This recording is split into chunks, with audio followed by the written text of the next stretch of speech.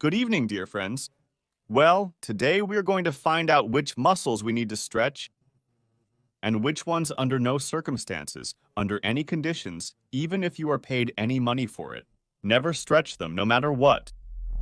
So let's get comfortable in front of our YouTube receivers. Preferably not in such positions, but in others, like lying down, for example, or standing. You can watch. But if you're sitting, sit down carefully. So our modern life is arranged in such a way that we spend a lot of time sitting.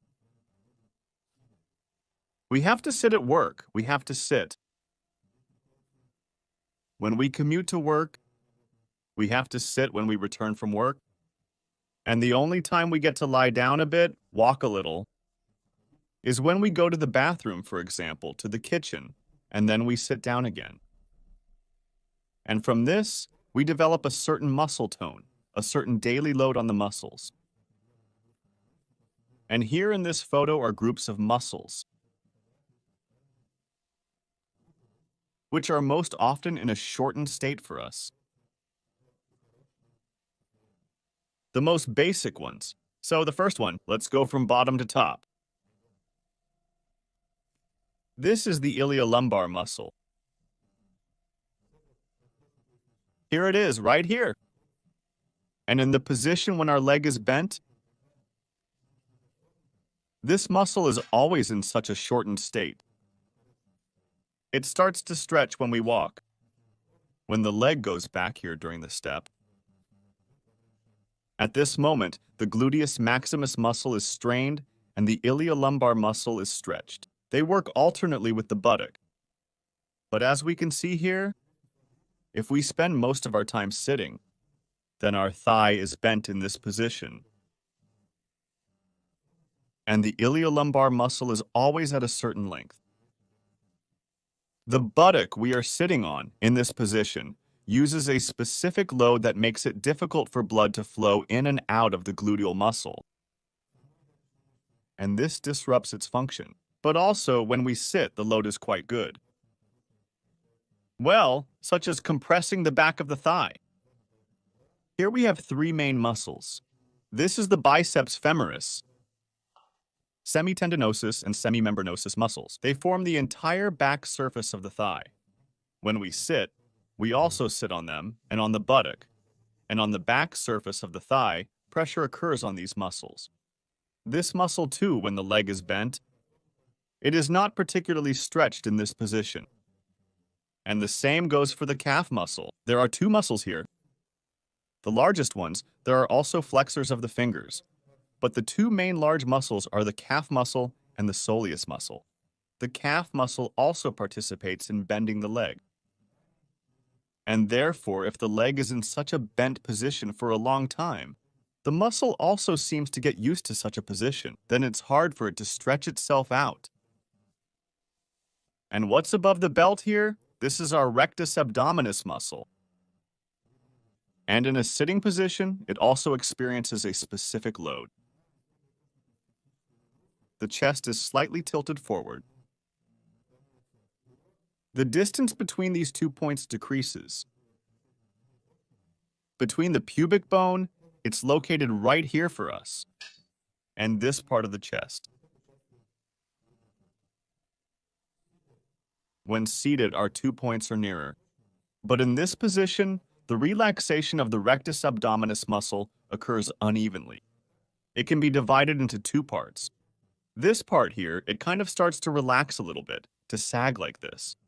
And the part that attaches here, to the ribs. It also shortens in this position.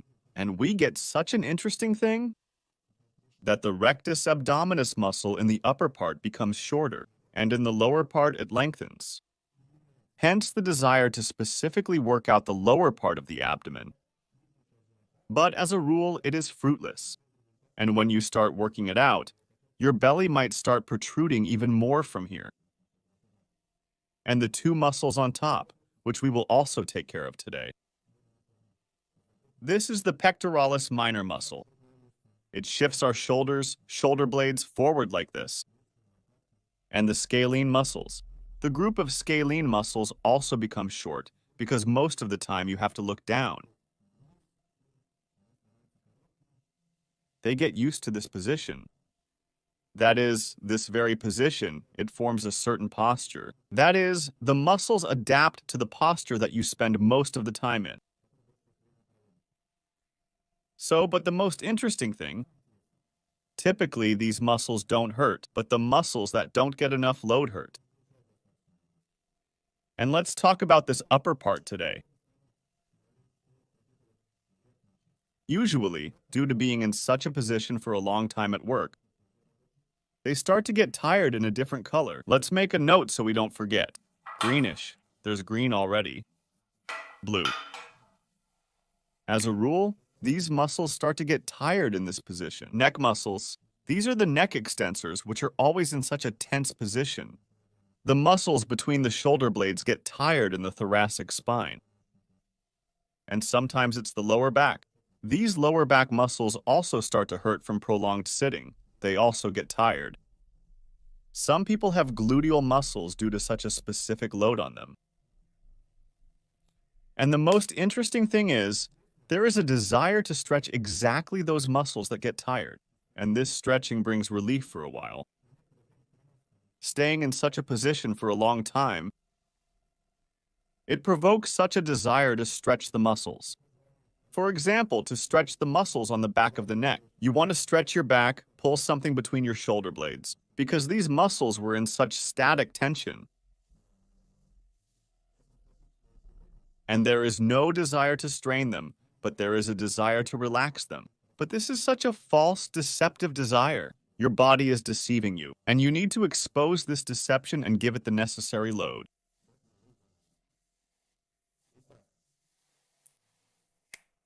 So the first muscles we have are the stair ones. The second one is the small chest muscle.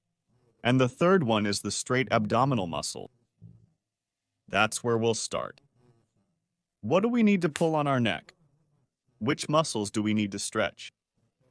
Under no circumstances should you stretch the muscles on the back of your neck. These exercises with tilting your head forward, even if they temporarily alleviate your condition, relieve tension, it's better not to use them. But if your job involves your head being in such a position, suppose you're a stargazer, or let's say you study birds, or some other activity you have that involves always looking up, then you need to stretch the back of your neck. If not, if most of the time your head is tilted forward, you need to, on the contrary, put strain on the muscles at the back and stretch those muscles that are in front. How to do this? First, here you can stretch the entire front surface of the neck at once. Here the sternum, clavicle, and scalene muscle will stretch a bit, and the fascia of the neck in front, and these muscles that are located between the lower jaw and the hyoid bone. For this, you make such a movement that usually does not happen in your life. That is, you look up and start stretching your chin up here too. And you move your jaw a little forward. That is, you make such an upward movement with your jaw. Feel how everything will stretch from your chin to about here. And you make such movements specifically in motion. Don't do this. That is, you pulled, relaxed. Pulled, relaxed. We stretch our jaw up to the sky. You're reaching for the sun. To the moon, to the stars. You stretched and relaxed. Do this movement specifically in dynamics. Do 3 sets of 10, for example. This is the first thing. You can also stretch the side of the neck. But here, you need to make sure your trapezius doesn't stretch out. If you're going to stretch the side of your neck like this, so that your shoulder is forward, then the trapezius will stretch more. And you will notice that this will make your shoulders droop even more forward. To prevent this, you need to pull your shoulder back during the stretch. For this, you can use, for example, a small stool.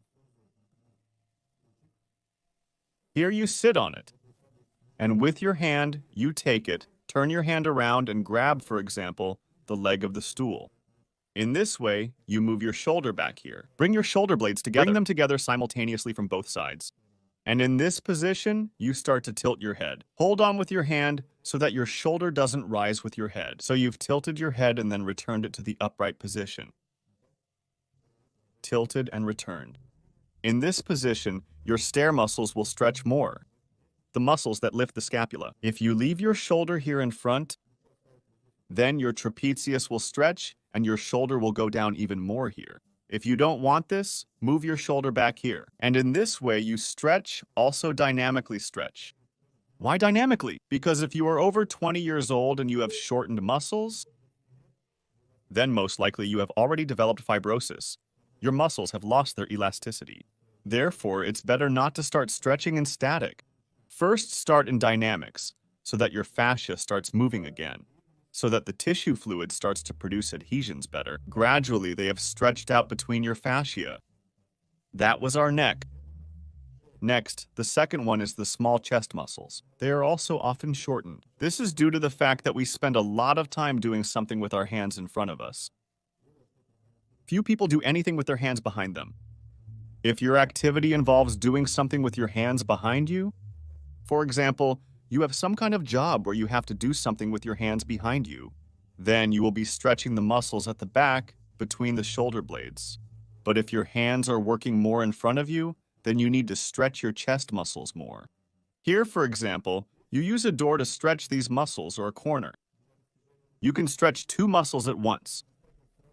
If they are very short, start with your hands down.